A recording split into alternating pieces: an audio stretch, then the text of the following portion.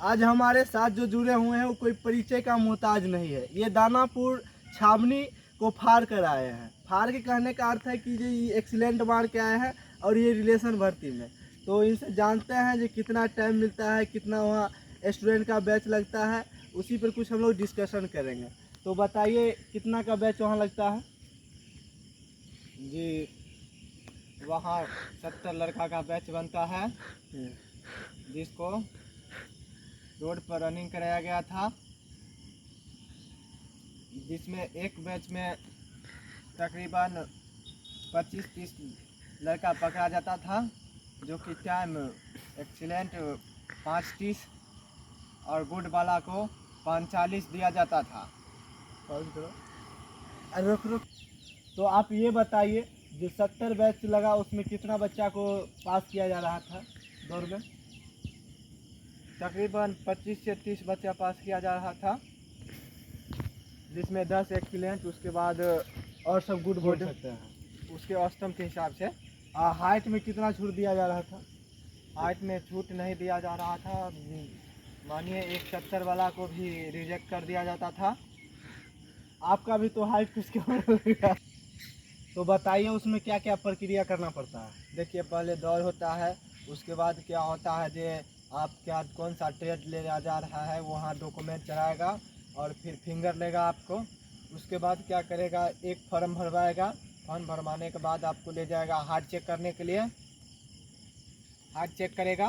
Heart check करके heart में मानिए ना, ऐसा था जो लड़का 170 भी था, थोड़ा ढील उधर ऊपर नीचा कर रहा था। 70 भी था, वो अगर जो धीरे ऊपर नीचा कर रहा था उसको ऊपर से ठोक ठाक को कम कर देता था। लेकिन जो अस्थिर से एकदम जाता था, कुछ नहीं करता था, जिसका 169 भी करेक्ट था, उसको पूरा देता था। और 170 वाले को वो अगर जो इधर उधर करता तो उसको निकाल दिया जाता हाँ, था। तो देखिए 170 वाले इसलिए रिजेक्ट हो रहे थे क्योंकि उसको नपाने नहीं आ रहा था। तो आगे बताइए कुछ। और उसके बाद वजन किया जाता था। वजन के बाद चेस्ट नापा जाता था। चेस्ट में जिसका वजन के बाद थोड़ा देख के बोलिए क्योंकि वजन के बाद वहाँ चेस्ट नापा जाता था। चेस्ट जिसमें आपको 70 भी है, खाली सिर्फ 5 फुला दिया जाता था तो उसको कंप्लीट कर दिया जाता था। अगर कोई व्यक्ति को 4 फूले तब 4 फूले तो उसको कुछ देर डिप्स मारने के लिए बोला जाता था, और उसके बाद यदि नहीं पूछता था तो उसको रिजेक्ट कर दिया जाता था। उसके बाद क्या हुआ, जो आपको बीम में ले जाया जाता था। बीम में 10 मारने पर आपको 40 नंबर मिलता था, और 9 मारने पर आपको 33 नंबर मिलता था। और अगर ये 6 से कम मारिएगा तो उसमें आपको रिजेक्ट कर दिया जाएगा। उसके बाद होता था जिग जैग। आपको इसे हाथ ऊपर करके चलना था, और जो पास हो जाता था उसको क्वालिफाई। लेकिन मानिए जिग जैग में सभी पास हो जाता था। उसके बाद आपको 9 फीट का गड्ढा टपाया जाता था। उसमें अगर जो आप पास हो गए तो आपको सब कुछ कर दिया जाता था, जिसमें कुछ देर बैठाया जाता था। उसके बाद आपको आपके नंबर के अनुसार बोला जाता था जो आप लोग। उसके बाद जिसका सब कुछ हो जाता था उसको क्या किया जाता था, बैठाकर और बोल दिया जाता था इस दिन आप लोग डॉक्यूमेंट चेक करवाने के लिए आना है। और उसके बाद जो लड़का का सब कुछ क्लियर था वो अगले दिन डॉक्यूमेंट चेक करवाने के लिए जाएगा। और तो उसके लिए उसके बाद जो है जो भी बच्चा रीहाइट में भी छटता होगा। हाँ, रीहाइट में भी छटा है। तो रीहाइट में कुछ बढ़ैले था या गेट पर कुछ कम कर था? देखिए, वहाँ गेट पर चेक नहीं होता है। रीहाइट रिलेशन भर्ती में डायरेक्ट दौड़ होता है। दौड़ होने के बाद गेट पर चेक नहीं हो रहा था हाइट कितना? नहीं चेक हो रहा था, डायरेक्ट रीहाइट। डायरेक्ट। हाँ, जिसे रीहाइट हम लोग ओपन भर्ती में बोलते हैं, और वहाँ पहले हाइट चेक होता है। लेकिन रिलेशन भर्ती में हाइट चेक नहीं होता है, उसे डायरेक्ट रीहाइट को हाइटे बोल सकते हैं। तो आगे बताइए डॉक्यूमेंट में आपको क्या क्या ले जाना पड़ेगा वहाँ? डॉक्यूमेंट वेरिफिकेशन हो गया है? अभी नहीं हुआ है। नेक्स्ट डे डॉक्यूमेंट वेरिफिकेशन होगा, जिसमें मुझे बताया गया है कि आप लोग रिलीजन यानी कि धर्म सर्टिफिकेट बनवा के लाइएगा। उसके बाद कास्ट सर्टिफिकेट। उसके बाद बोला गया है कि एक स्पॉन्सर होता है रिलेशनशिप में, वो बनवा के लाना है।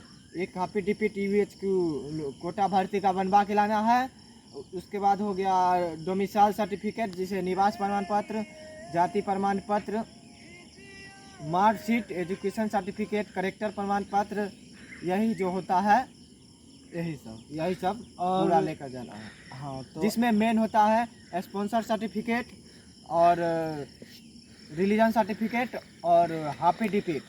चलिए और- चलिए तो बहुत बहुत धन्यवाद आपको। लेकिन थोड़ा एक मेरे दर्शक को ये बता दीजिए कितना दिन आप तैयारी किए और उसके बाद वहाँ एक्सीलेंट मारे हैं। देखिए, हम तैयारी सही से ये नहीं किए थे, इससे पहले हमें ओपन भर्ती में निकाले हुए थे, जिसके कारण मुझे एक्सपीरियंस था। और तो उसी के चलते एक दो दिन भी या 10 दिन तो ट्राई किए होंगे ना, कोशिश करके यहाँ गए थे या डायरेक्ट वहाँ दौड़े हैं? हाँ, उतना नहीं कीजिएगा तो दिक्कत हो जाएगा, उतना कर रहे थे। जैसे आपके पास तो एक्सपीरियंस है, मान लीजिए पावर है तो कर लिए, दूसरा बच्चा को क्या करना पड़ेगा उसके लिए बताइए। कम से कम कितना दिन मेहनत करे जो दौड़ निकल जाए? कम से कम 1 महीना मेहनत करना चाहिए दिल से, और उसके बाद उसको दौड़ निकल जाएगा। तो ठीक है, हमारे साथ जो महाशय जुड़े हुए थे उनको देखकर बहुत खुशी हुई। तो आज के लिए इतना ही, हम लोग मिलते हैं फिर नेक्स्ट वीडियो में। कैमरा में रणवीर के साथ जितेंद्र कुमार, शमशीपुर।